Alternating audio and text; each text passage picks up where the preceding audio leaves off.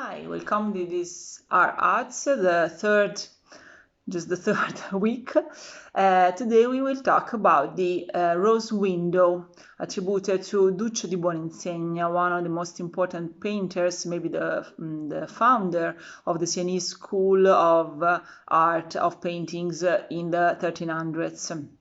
He worked also in Florence. He was in contact with Cimabue and also with Giotto. So here in this rose window we can see some things that are pretty Byzantine, so maybe older, and some other that are brand new, so we can say Gothic or Giotesque, okay? But now we have to talk about the iconography, so what is representing here. This is the eye of the cathedral, and so who has to be represented here? Absolutely the Virgin Mary. So we have in the center the Virgin Mary surrounded by this big halo, the mandorla, we say, below the burial, but actually it was not a burial at all, because the Virgin Mary didn't die, so he felt under this deep sleep, and then his soul first, and then his whole body was taken, assumpted up in the sky by her son Jesus Christ.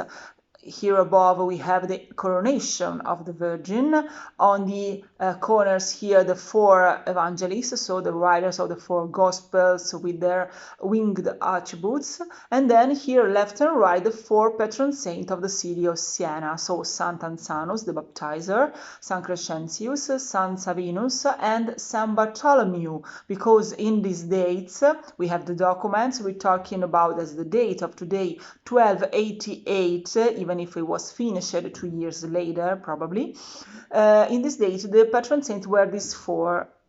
Some years later, in the beginning of the 1300s, Duccio realized this big altar piece with the Madonna, the Maestà, and the Virgin Mary and other saints. The four patron saints of the city were Sant Ansanus, Sant Crescentius, Sant Savinus, and Sant Vittore.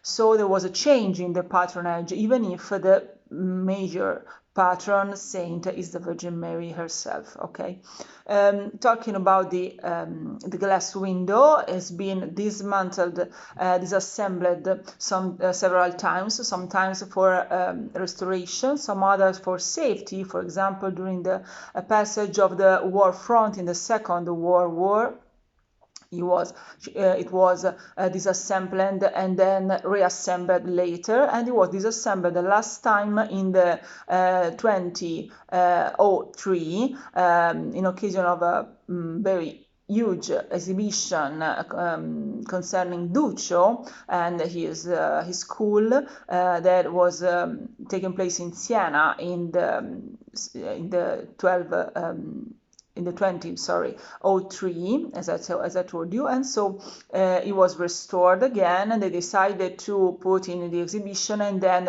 reassemble it up in the altar of the cathedral, but they changed their mind, fortunately, luckily, and so they decided to put it inside the Opera del Dome Museum that now has you can see the old all of the statues here in the end. At the bottom there's the relief of Jacopo della Quercia with the Cardinal Antonio Cassini that I showed you last week. Now there is the rose window of Duccio, so it's full visible. We can appreciate the quality of the masterpiece with our own eyes. Okay, and so now we are sure that is Duccio himself that made the drawings. Then he didn't realize the stained glass window himself. There was a glassmaker, a master glassmaker that did it, but he realized himself the decoration with the grisaille. What is the grisaille? Is with a very thin brush, you take some liquid lead or maybe some liquid oxide and you do the decoration. Okay, you finish the work. I'll show you, for example, here these are the apostles. Okay, here there are decorations here of the throne or the books or maybe the birds, the air. They are very, very thin. And he also used some other liquid lead colored ones with maybe crumbles of glasses, colored glasses, to realize like shadows and give depth to the to the draperies. Okay, so you can recognize a Gothic movement and something that is third dimensional, even in this bidimensional technique. Okay, so you see the folds are very deep. Okay, in these vestments.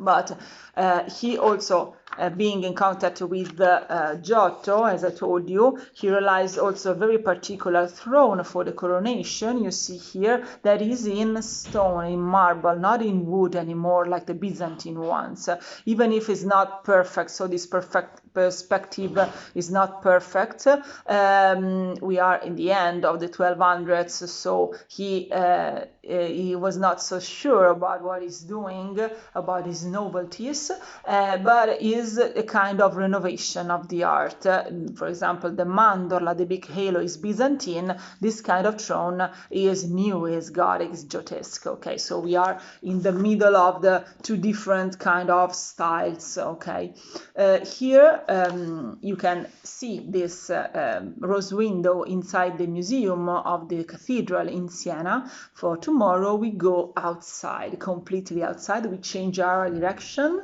and we go to Parma. Tomorrow I'll explain you why, to see the Parmigianino Virgin Mary with the long neck. Okay, see you tomorrow. Bye.